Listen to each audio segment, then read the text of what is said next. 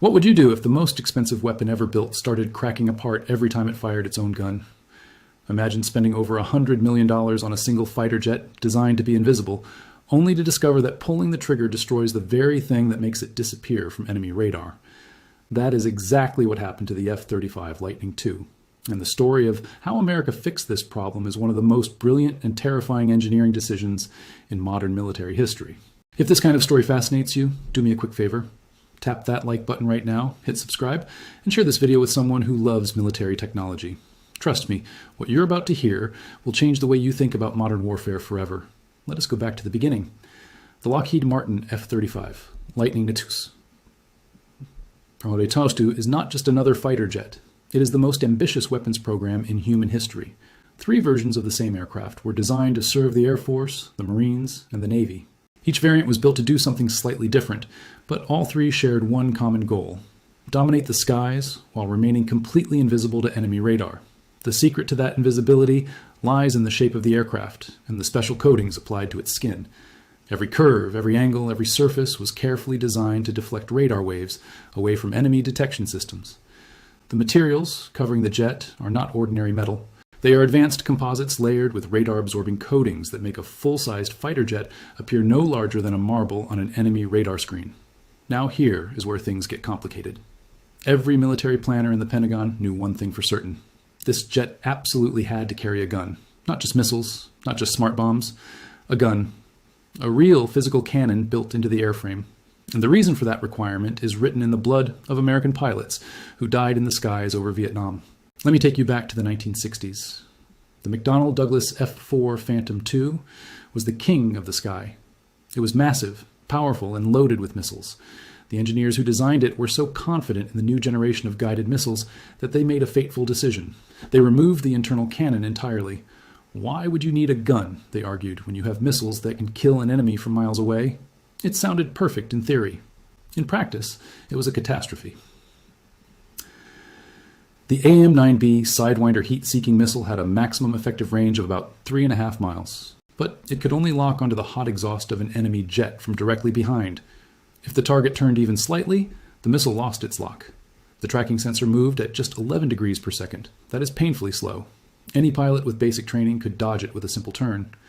The radar-guided AIM-70 Sparrow was supposed to be the long-range solution, but it required the pilot to keep the nose of his aircraft pointed directly at the target for the entire flight time of the missile. In a sky filled with enemy fighters and anti-aircraft fire, flying in a straight line was suicide. The real-world kill probability of these missiles dropped below 10%. And then came the rules of engagement. American pilots were required to visually identify enemy aircraft before firing. That meant they could not shoot from long range. They had to fly close enough to see the enemy with their own eyes, close enough for a dogfight. And in a dogfight, the F-4 Phantom had no gun. Pilots like Navy aviator John Chassire found themselves locked in close combat with enemy fighters, desperately needing a cannon to finish the fight and having nothing but empty weapons pylons where a gun should have been. Men died because of that decision. The Phantom was eventually redesigned to carry the M61 Vulcan cannon internally.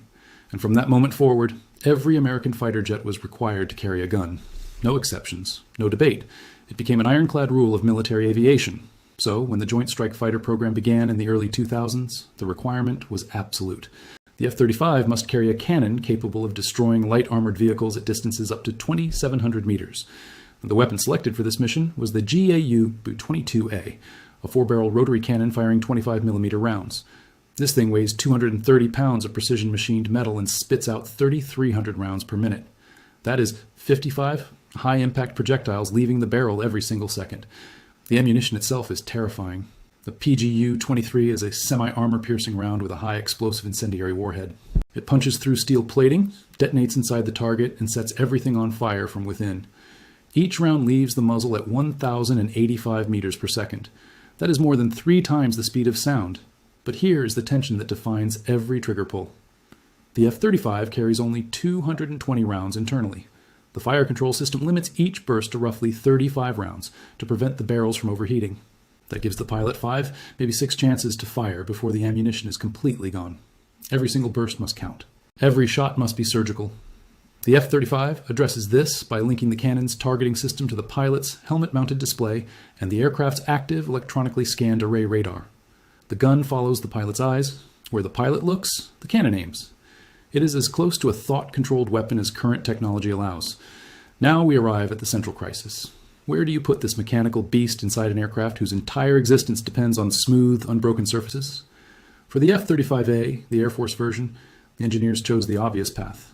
They buried the cannon inside the fuselage, hidden behind the left shoulder of the jet, concealed behind a retractable door that snaps open for a fraction of a second during each firing burst. On paper, it was elegant. In reality, it triggered a chain of structural failures that shocked the entire program.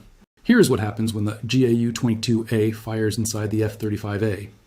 The four rotating barrels generate a recoil force of 16,500 newtons. To put that in perspective, that is roughly equivalent to the thrust of a small jet engine pushing backward against the direction of flight.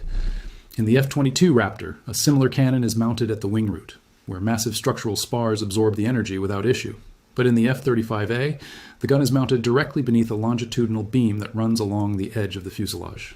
Every time the pilot fires, all 16,500 newtons of force slam through that beam and radiate directly into the composite skin panels of the aircraft. Those panels were never designed to handle repeated high-frequency mechanical shock waves. The result was devastating. The outer skin began to crack. The radar-absorbing coating started to split and peel. The very thing that makes the F-35 invisible began to disintegrate every time the pilot used the gun. Pentagon evaluation reports published between 2019 and 2023 classified the F-35A's internal cannon as inaccurate and operationally failed.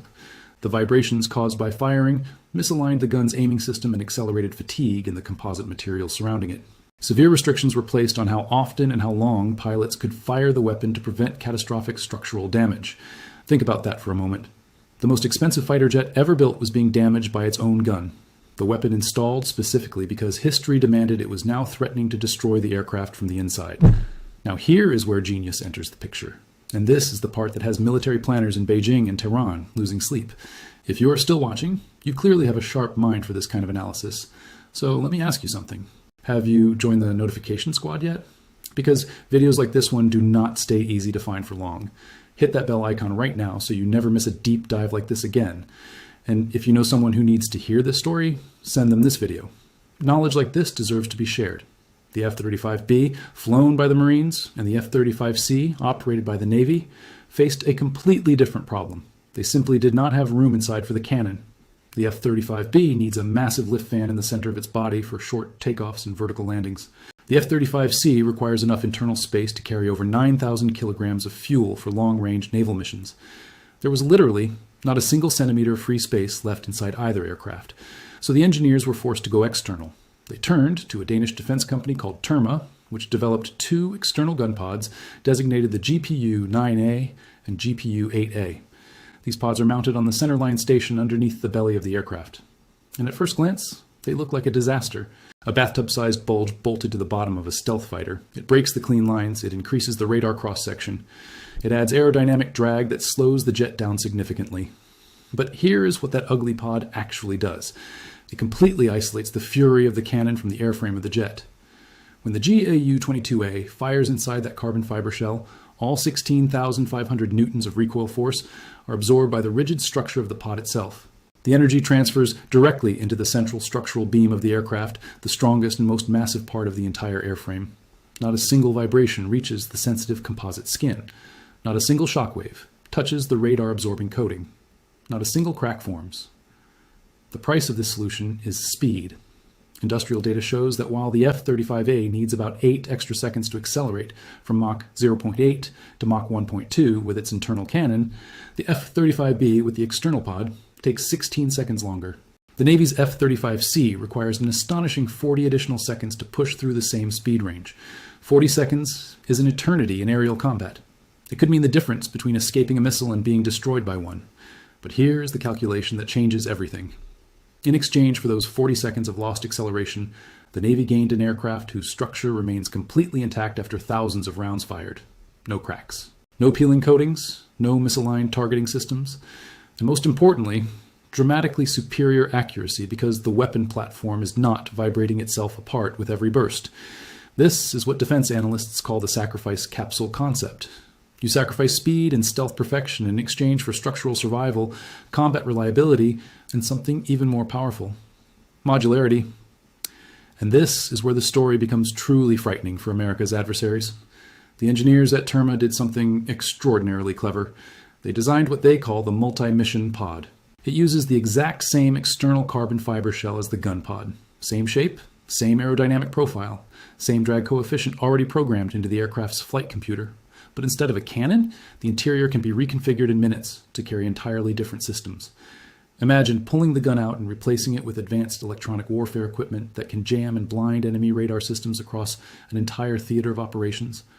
Or filling that same pod with long-range intelligence and reconnaissance sensors that can map enemy positions from hundreds of miles away. Or installing directional data links that allow a single F-35 to coordinate and control swarms of autonomous combat drones flying ahead of the main force. Or, and this is the one that truly changes the game, mounting a compact directed energy laser weapon system capable of burning out the guidance circuits of incoming anti-aircraft missiles before they ever reach the fleet. Laser weapons on a fighter jet. The stuff of science fiction is now engineering reality, made possible because someone had to bolt a gun pod to the outside of an airplane. While the F-35A is permanently stuck with its internal cannon and its cracking fuselage for the rest of its operational life, the B and C models gained unlimited modular flexibility.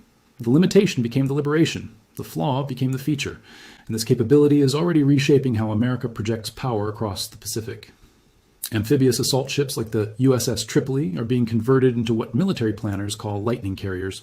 These vessels can embark up to 20 F-35B fighters, each equipped with these modular pods.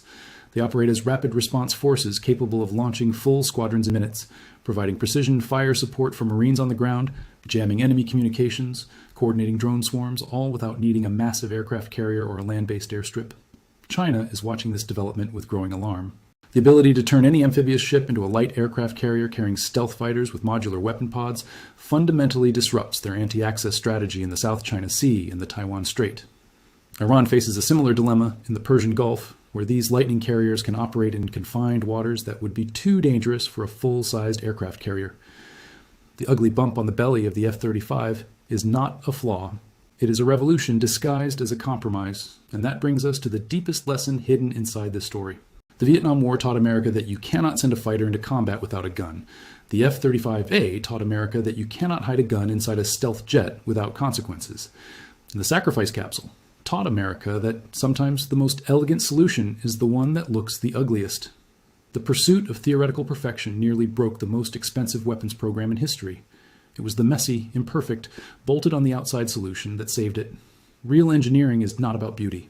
It is about survival. It is about adaptation.